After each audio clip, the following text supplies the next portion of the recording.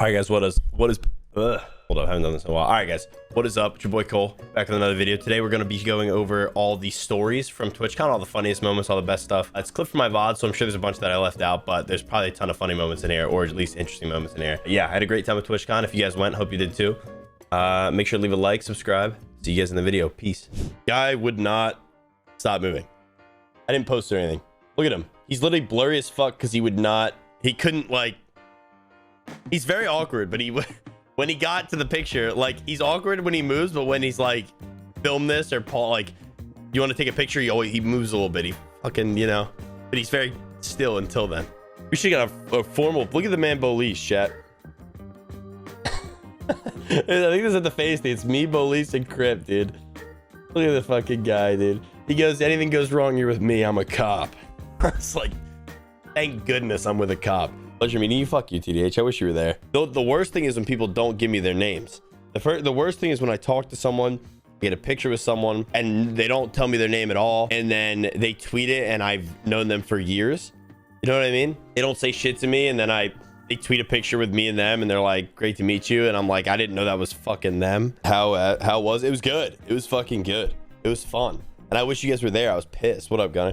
Like, it was an incredible weekend, Don. I just wish our friends were there. You know what I mean? His not his apartment, his Airbnb. And Scope's Airbnb is like literally right in front of all these bars. Like, he was in a crazy spot. It was like a fucking 5-minute walk to the venue. Like, it was in between all the bars that everyone was hanging out at. And you just walk up these steps, and then his Airbnb's up top. But I went in to grab my backpack because we were leaving. We went in to grab the backpack. We came back out, and there's like a metal rod sticking out of the ground at my knee height. So, you know, metal rods sticking out of the ground, and there was like a wood.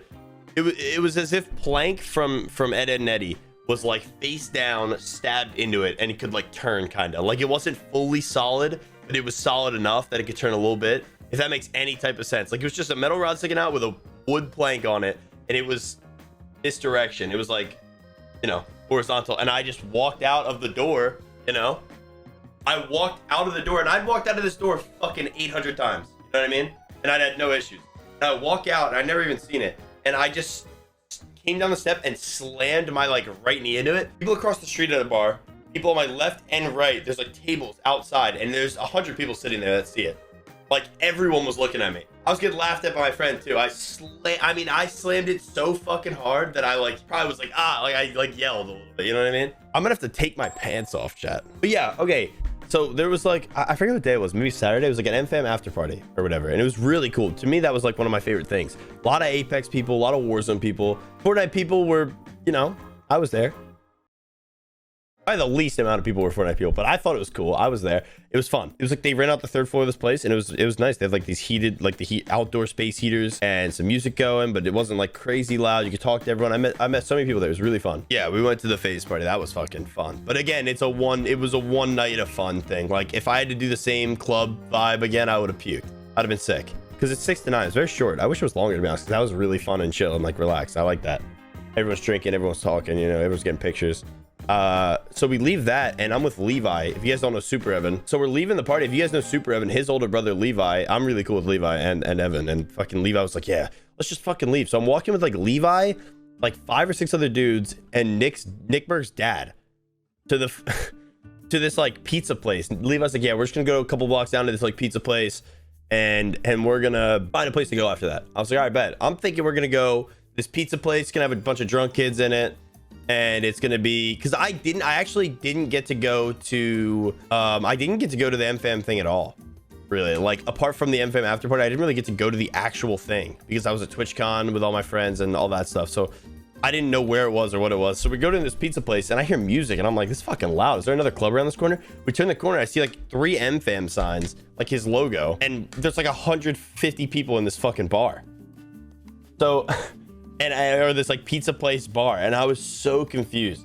First person I see in there is fucking Kuro. He comes up to me. You guys know what I'm talking about, the boy, like Apex with the guy, you know what I mean? I see Shark. I see a lot of people. I do end up meeting a lot of people in there. It's really fun.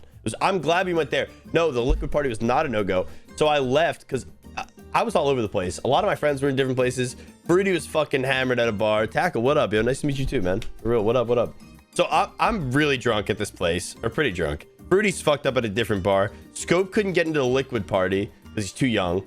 whatever. And it's all this shit going on. Blake's in the middle of goddamn nowhere. We're all split after the MFAM thing. And like, because Blake went back to his Airbnb and stuff. I don't know where Fruity and Scope went. I'm like, fuck it. I'm going to go into this liquid party. I'm texting like all these people and they let me go to the liquid party, right? Like I texted Maddie because I knew she was there. I knew Rody was there. Alina was there. I texted a bunch of people. And Maddie, I remember she's like, oh, it's at this, it's like this top, it's called like the Airloft something. I could tell it was high up, but the name of the restaurant or the name of the bar club she said they were at for the liquid party was just not, it led me to the street, but I didn't know where the fuck it was. It was like a hotel. It was like a Marriott hotel, and I had no clue it was a hotel that I was looking for. So I walked around the block like two times. I asked the security guard on the street. I was like, I'm really fucked up by myself too, in like the middle of San Diego. Like, who knows where I was? And so I'm walking around like I don't know where this place is, and I just sit down. I was like looking up, I was texting. I was like, where is this place? I go around the corner. I find the Marriott hotel. There's a line of like 200 people. I get in the back of the line. I'm like, maybe I can go to the front and see if I know anyone there. I didn't see anyone I knew. I went to the back. So I text him. I'm like, hey, can someone come get me? And then I realized, you guys know Corey? You guys know Symbolic, like the liquid guy? If you guys remember when I played Halo, we played with him a lot. Corey's the GOAT, like the actual GOAT. He happened to be working the door. So I text this man. I'm like, I DM on Twitter. I'm like, yo, this line, at first I said, this line is long as fuck. I'm thinking he's like top floor. It's going to take him like 10 minutes to come down and get me. He literally goes, holy, like responds in like 30 seconds. He's like, holy shit, you're here? Are you here alone? I was like, yeah. I look up and he's like waving me to the front of the line. I was like, thank fucking God. So I get in, we're talking, we stand in line for the elevator, we go up, and then we get to meet. There was a ton of people up there. It was super fun. It was so cool. Dude, like, you know what's funny? You know how everyone tweets? This is probably the most important thing I say throughout this whole conversation, because most of it will just be catching up in like stories. You know how everyone tweets after TwitchCon? They're like, I'm so motivated to grind. Like, I can't wait. I get back, fucking go crazy and grind harder than ever. And fucking, I'm gonna be like, this is my year. Like, I'm so excited. You know that? You know what I'm talking about? They all do it. Everyone. Almost every streamer I know, I'm gonna fucking blow up. It's gonna be my time. It's because of the clout, dude. And everyone knows that it's a motivating experience, but it's not motivating for the right reasons. It's motivating because if you're not a big enough streamer, you'll be you're motivated because you want to be sitting at have more people come up to you and say what's up, and you want to be the center of these booths that people are doing, and you want to be, when they get a table at a nightclub, you want to be the guy at the table fucking popping bottles and dancing on the, you know, like Kai and Aiden Ross, fucking those guys, you know what I mean? The motivation comes from not having as many connections or not being able, like, bro, you go to TwitchCon, you can't get into the face party, you can't get into the liquid party, you can't get into the fucking MFAM after party, and you're just like, what do I gotta do to get in? You know what I mean? And then you tweet on your way back, God, I'm like the most motivated I've ever been. This has been an eye-opening experience. Like, it sucks. I fully understand. That's the only reason people tweet that shit, though. You know, I didn't realize you're up there for an hour, Arab. I was walking around, like I said, I fucking most of the time I'm walking around, seeing people, talking to people, drinking, but you know, I'm all over the place. You know what? It's just the motivation that comes after TwitchCon is literally just motivation to get more famous, to be able to go to more places, and I fully understand it because it definitely sucks. But it just sucks that like the whole thing is very like, obviously clout follower oriented as much as, you know. Oh, I'm so glad you can go in the foam pit. I didn't want to do that in the first place, to be honest. You know, yeah, he had to have gotten first class, right? The 2600 is absurd. I know Blake missed his flight and said he had to pay 800, so I don't know how he's paying 3 times that much. But who the fuck is jumping in that foam pit? Like, it was on the floor. The foam pit was on the floor. Like, I guess you would jump in. I don't know, dude. I guess it just depends on the person. It didn't look fun. It looked, you know, it looked dangerous. It looked fucking dangerous. You expect it to be deeper, it's a foam pit. You expect it to be safe because it's a foam pit. So she's definitely not, you know. But it was on the floor. Like, the walls to the foam pit to get in were like this big. They were like 6 inches. They're fucking massive, you know what I mean? There was a couple layers of foam blocks like stacked on top. Like, I wasn't gonna go in it. I wasn't gonna do it. And if I did, you know what's crazy is the people that got hurt jumped off the way they did, but like some people just got knocked off and fell. I'm surprised someone didn't like slam their head. I know other people got really bad injuries, but it wasn't even high. Yeah, like, right? It'd be one thing if it was like a fucking like a pool, you know what I mean? Like a kiddie pool type of thing. Because I know foam pits have like trampolines at the bottom. That would have been enough in and of itself if there was just like a trampoline bottom, but obviously it's a floor. They can't just make that. they'd have to like raise it up a good like 5-6 feet. Like they would have had to have like a kiddie pool or like a pool of like, and then brought that in and had the foam pit. It was weird. No, dude, that looks so painful. Like after being there, like it looked painful the way she jumped and landed, and you know she hurt her back. But like, dude, she doesn't even sink in. I think that's the worst part. Like she hits what is just the floor. Like she jumped into a foam pit, and just stopped like instantly. It's just so weird. Like I don't know what they were doing. How was your TSM meet and greet with Snacky? Actually really fun. The girl that works at Logitech is like my favorite person. She's like the nicest lady. I've kept it pretty secret. I don't even know if I've shown it on stream, maybe once or twice in the beginning. But yeah, it's my Phase mouse pad that I got. I had to pay for it at DreamHack because I didn't have a controller and I was planning on playing keyboard and I didn't have a mouse pad, and the only people that were selling decent mouse pads was at the Phase booth. So you know that I've had to use this Phase mouse pad the whole time. Upgrade season though. Are we upgrading? Yes. I wanted a bigger mouse pad, you know? They hooked it up. The people at the TSM booth hooked it up. I've never even seen the show, so I kind of have to watch the show for this to be even cool.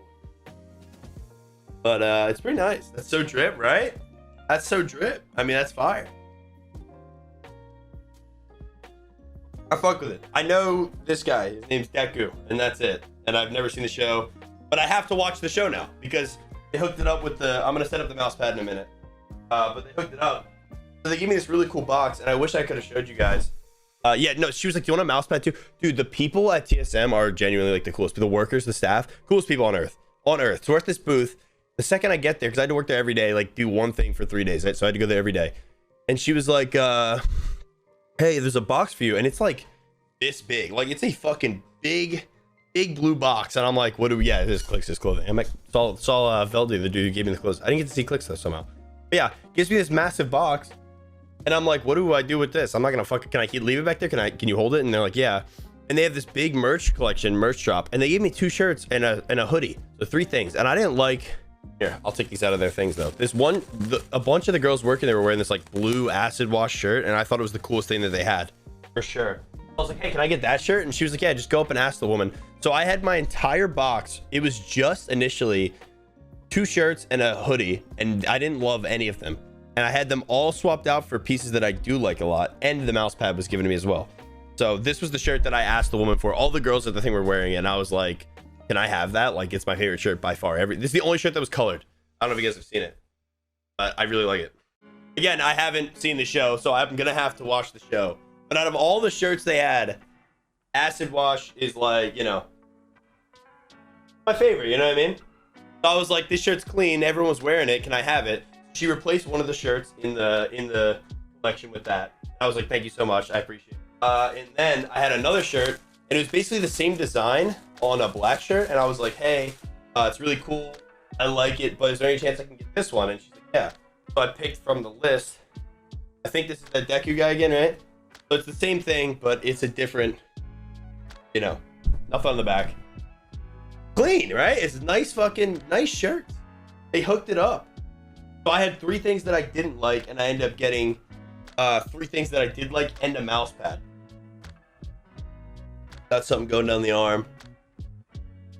Both arms. Yeah, this side's like the TSM stuff. It's clean regardless, you know what I mean? It is hoodie season, so maybe I will wear it. I just have a lot of super nice hoodies, but it is nice. It goes hard. They all go hard. I've never even seen the show, and like I said, I might have to watch the show now.